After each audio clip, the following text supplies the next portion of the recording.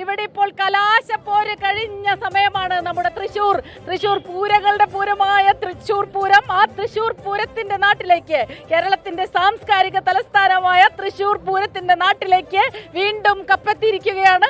94-ലും 96-ലും 99-ലും cup നേടിയ തൃശൂർ ഇപ്പോൾ തൃശൂർ നേടിയിരിക്കുമ്പോൾ വലിയ സന്തോഷമാണ്. ഞങ്ങൾ തൃശൂർക്കാര് പൊളിച്ചു. പക്ഷെ ഇവിടെ ചില കണ്ണൂർക്കാര് വലിയ സങ്കടത്തിലാണ്. എന്താ പറയാ, എന്തൊരു തള്ളായിരുന്നെന്നോ തുടക്കം മുതൽ. ഞങ്ങൾ നിലനിർത്തും കപ്പ്.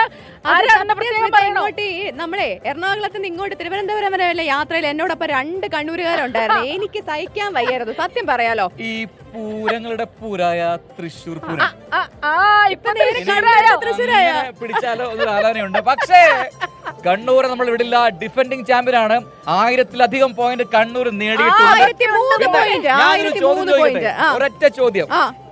63-ാം സംസ്ഥാന സ്കൂൾ കലോത്സവത്തിൽ ആദ്യ 4 ദിനങ്ങളിൽ 1-ാം സ്ഥാനത്ത് തുടർന്ന ജില്ല ഏതാ? അതിലെന്താ കാര്യം? അല്ല, ജില്ല ഏതാ? അല്ല, പറ, ഉത്തരം പറ.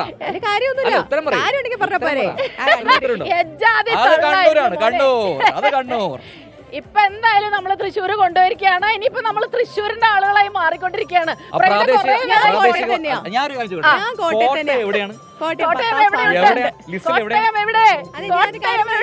ഞാൻ മത്സരം നിർത്തിയിട്ട് കുറച്ച് വർഷമായി. +2 കഴിഞ്ഞിട്ട് കുറച്ച് വർഷമായി. അപ്പൊ പ്രാദേശികവാദമല്ല, ഭാഷാഭേദമല്ല, നമ്മൾ ചുമ്മാ പറഞ്ഞതാണ്. തൃശ്ശൂർ അങ്ങനെ കളറാക്കുന്നു ഇത്തവണത്തെ കലോത്സവം. 63-ാം സംസ്ഥാന സ്കൂൾ കലോത്സവ സ്വർണ്ണക്കപ്പ് ഏത് ജില്ലക്കാണ്? നമ്മൾ പത്തനംതിട്ട. ഞങ്ങളൊക്കെ തുല്യതുക്കെതിരാട്ടോ. പത്തനംതിട്ടയാ. വടക്കുന്നാഥന്റെ മണ്ണിലേക്കാണ്, അനന്തന്റെ മണ്ണിൽ നിന്ന് ശക്തന്റെ മണ്ണിലേക്കാണ് പോകുന്നത് അല്ലേ? Thrissur 1008 point, Palakkad 1007 point, Kannur 1003, Kozhikode 1000. പിന്നെ നമുക്ക് 3 പേർക്കൂടെ സന്തോഷിക്കാൻ ഒരു ഒറ്റ വകയുണ്ട്. എറണാകുളം 5-ാം സ്ഥാനത്തുണ്ട്. നമ്മുടെ ജോലി നമ്മൾ ജീവിക്കുന്ന താമസിക്കുന്ന സ്ഥലം എന്നുള്ള നിലയിൽ നമുക്ക് കണ്ടതാ. ഓർമ്മയുണ്ട്.